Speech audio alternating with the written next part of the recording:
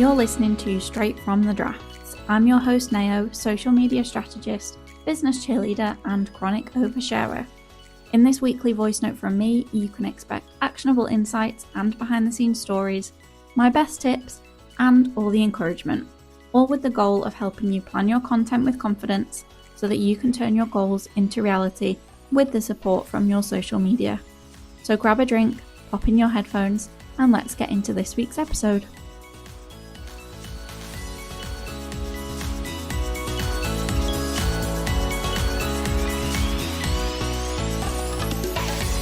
We are currently, if you're listening to this as it is released, just a few days away from my business's 3rd birthday.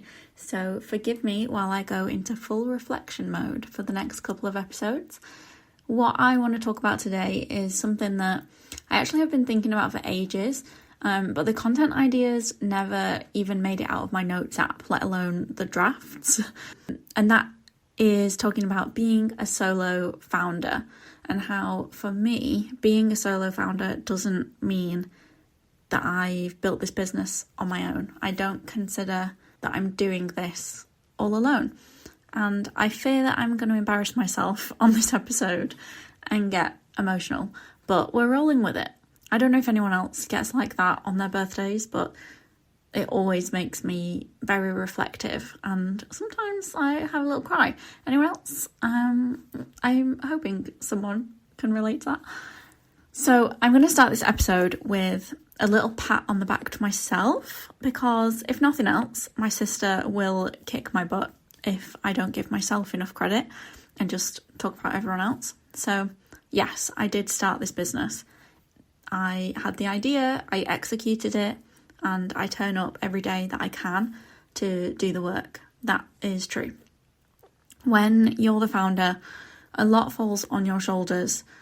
Almost every decision, and for a long time, probably a lot of the actual work, falls on you. You've got to decide even your name, your brand colours, what you should make your email address, what time you should start the working day, all these teeny tiny things, and also the really, really big things.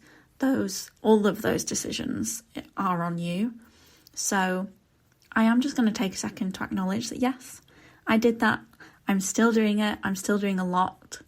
But I am going to save the full story of building the business until next week. I will go into that next week. Because today I want to acknowledge other people that have allowed me to make Social by Nao happen. Partly just because I think it's interesting to hear more behind the scenes of someone else's business. I would love to hear this from other businesses. So doing an Uno reverse on the things that I want to be nosy about, and hoping that you'll find that interesting as well. But also, I think it might spark some reflections for you as well as you're listening, to think about your network and the people around you. I'm all about gratitude.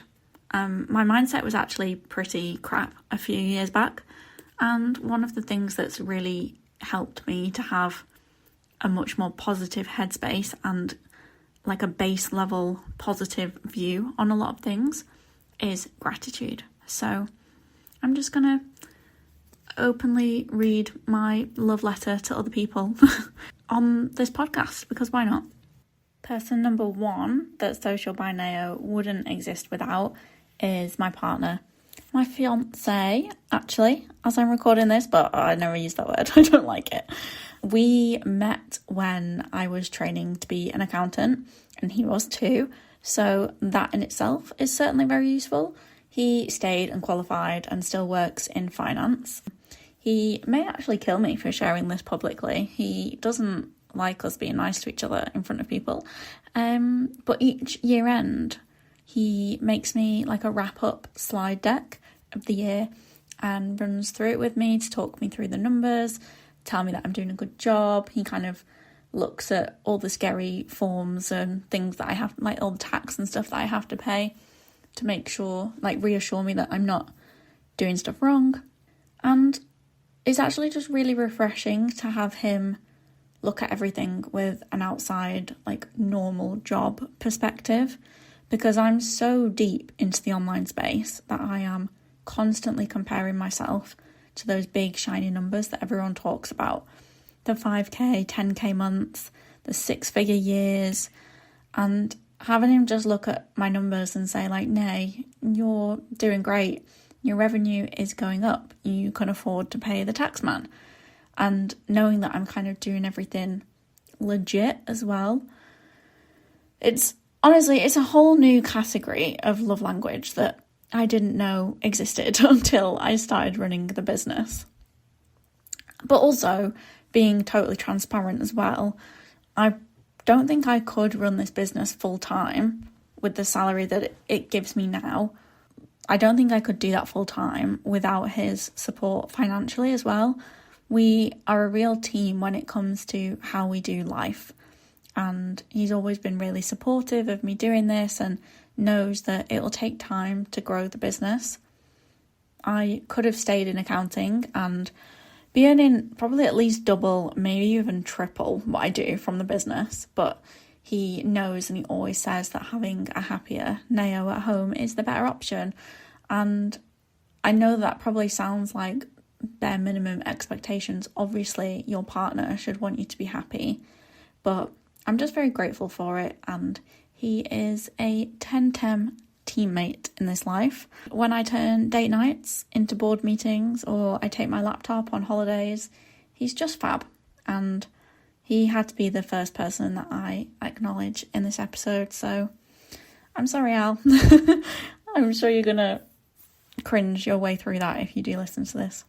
And on a similar note, the support that I have from friends and family on the whole is so lovely as well, especially my sisters and my friends. There was a long stretch of time where I was posting for clients at around like 6 or 7 p.m. So if I was out at a meal, whether that was with family or friends, and I needed to post, especially back when I was juggling my full-time job and I didn't always have things scheduled in advance or I didn't have time to do certain things. There was one client where it was before Instagram introduced scheduling, and we couldn't connect to a third-party tool either because they couldn't connect up their Meta business. They were kind of like locked out of it.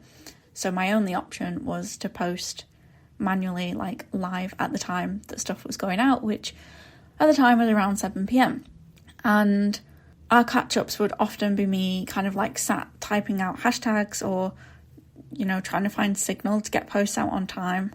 And I'm obviously not super proud of that, don't get me wrong, but my friends being understanding at that time and cheering me on and now continuing to cheer me on has definitely helped to get me to this point.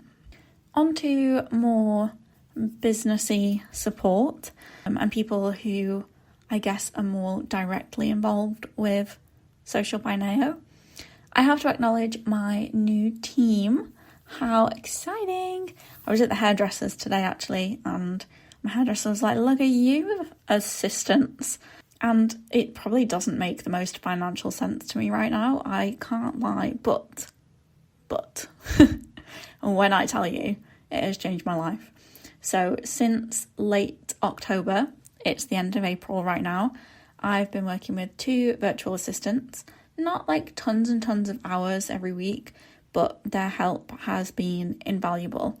And honestly, I don't know how I would manage without them now.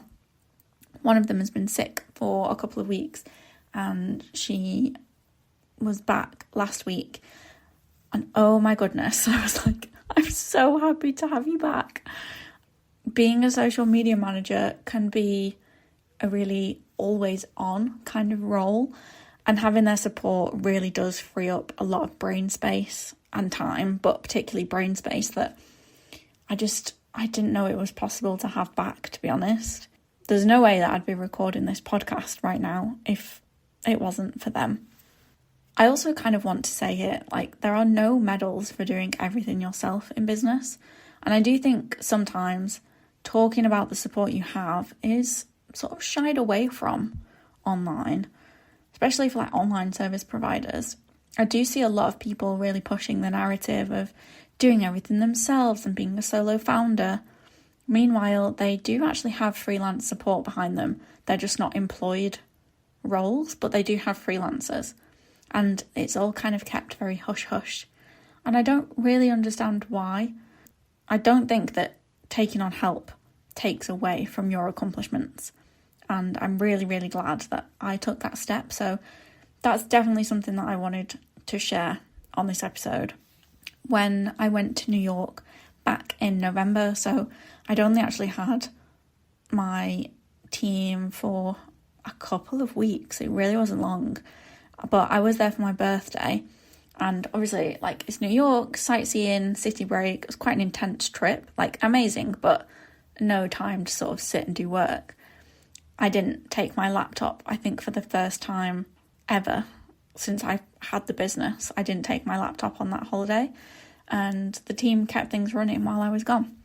They made sure client content went out, they were working on future content, and it just meant that I could really enjoy a few days actually switched off without being on my phone, keeping an eye on time, doing the maths to make sure the stories were going out at the right time. So yeah, team, they may not be employed, but I don't know what I would do without them. So my team, they mean to me that I'm not doing this on my own. The third thing, and I think this is my final point, is networking. I have met some really good friends and also really good connections for my business through networking. It's often these people that I voice note in a crisis because they get it. They're business owners too. They're also usually more available to chat through a dilemma in the middle of a Wednesday, which is also a huge benefit, but there's no joy quite like having friends who can advise on some of those scary business decisions so that you don't have to make them all on your own, and hyping you up when you've got a new idea but you're kind of doubting yourself. For example, I met Rach, who's done my branding and built my website. I will link to her website in the show notes.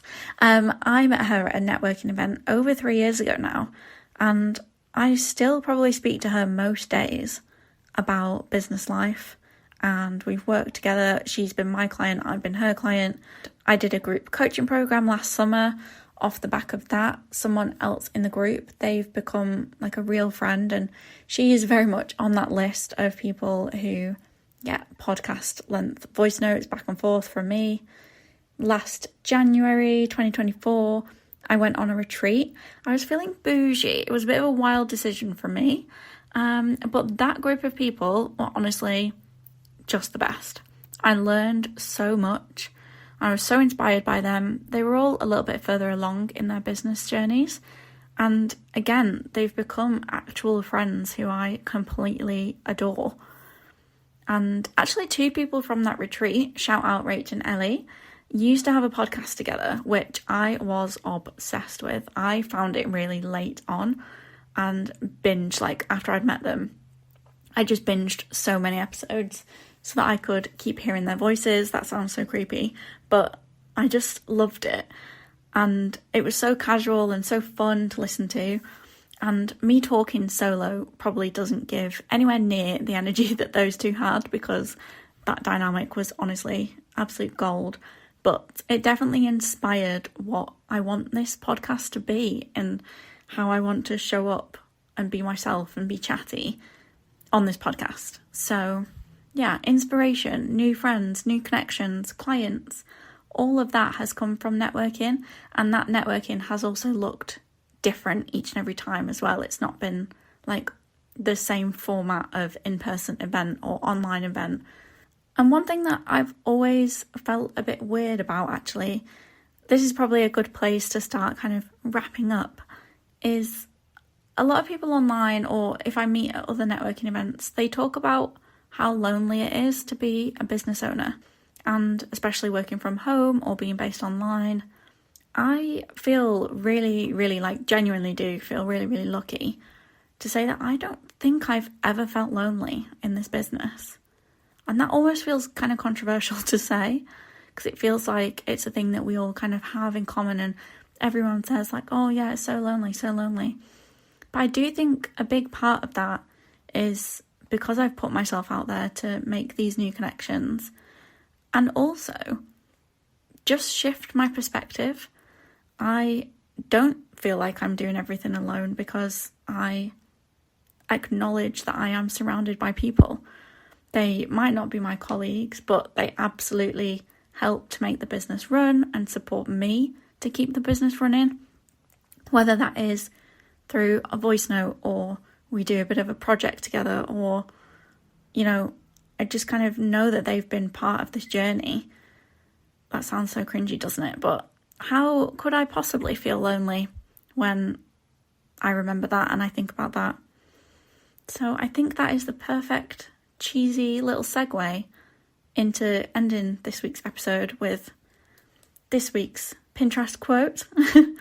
So this one probably feels very apt and is a bit of an insight into what my friendships look like. The best kind of friendships are fierce lady friendships, where you aggressively believe in each other, defend each other, and think you deserve the world. I hope you have a gorgeous rest of your day, and I will speak to you next week. Bye!